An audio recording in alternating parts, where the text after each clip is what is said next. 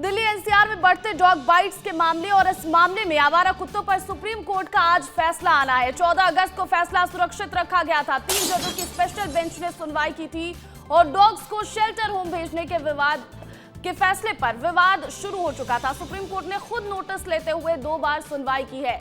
तो देखिए, आज जो दिल्ली एनसीआर में जो बढ़ते डॉग बाइट्स के मामले हैं, इस पर सुप्रीम कोर्ट में सुनवाई होनी है और आवारा कुत्तों पर आज सुप्रीम कोर्ट फैसला करने वाला है। 14 अगस्त को ही फैसला सुरक्षित रख लिया गया था।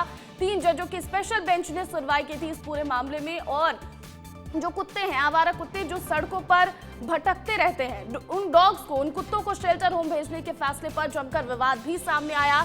सुप्रीम कोर्ट ने खुद नोटिस लेते हुए 2 बार इस मामले की सुनवाई की और 14 अगस्त को फैसला सुरक्षित रख लिया और आज इस फैसले को सुनाया जाएगा। तो आज इस पूरे मामले में सुनवाई होने वाली है सुप्रीम कोर्ट में। दिल्ली एनसीआर में लगातार डॉग बाइट्स के मामले सामने आए हैं और लगातार मामले बढ़ते जा रहे हैं। इस मामले पर सुप्रीम कोर्ट ने खुद संज्ञान लिया था। 2 बार इस मामले में सुनवाई हुई और 14 अगस्त को फैसला सुरक्षित रख लिया गया। आवारा कुत्तों पर सुप्रीम कोर्ट आज फैसला सुनाने वाला है और 3 जजों की स्पेशल बेंच ने इसकी सुनवाई की थी।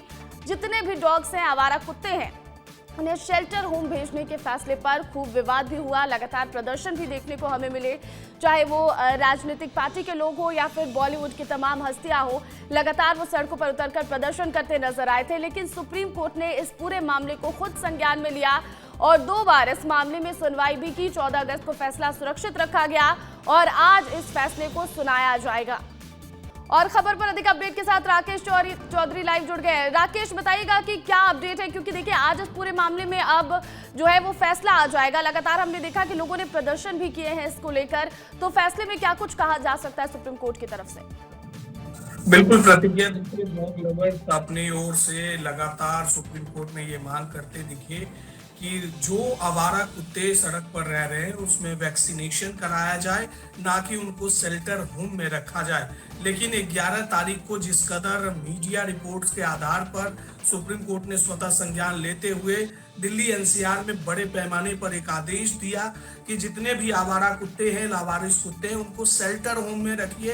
तो इसके बाद सीधे सुप्रीम कोर्ट में 2 पक्षों की लड़ाई छिड़ गई, जिसमें सरकार अपना दलील दे रही थी, दूसरी ओर जो डॉग लवर्स हैं वो अपना दलील दे रहे थे। लेकिन अब चूंकि लोगों के प्रेशर में आकर कहें या फिर डॉग लवर्स की बात को सुनते हुए सुप्रीम कोर्ट के 3 जजों ने इस पर सुनवाई की और उस सुनवाई के दौरान फैसला सुरक्षित रखा कि चाहे लावारिस डॉग ही क्यों ना हो, लेकिन उनको पिंजरे में बंद नहीं करना चाहिए। ये तमाम बातें हैं जो सुप्रीम कोर्ट में निकलकर पिछले दिनों सामने आई थी। 14 अगस्त को सरकार की ओर से, दिल्ली सरकार की ओर से तुषार मेहता सॉलिसिटर जनरल ने कहा कि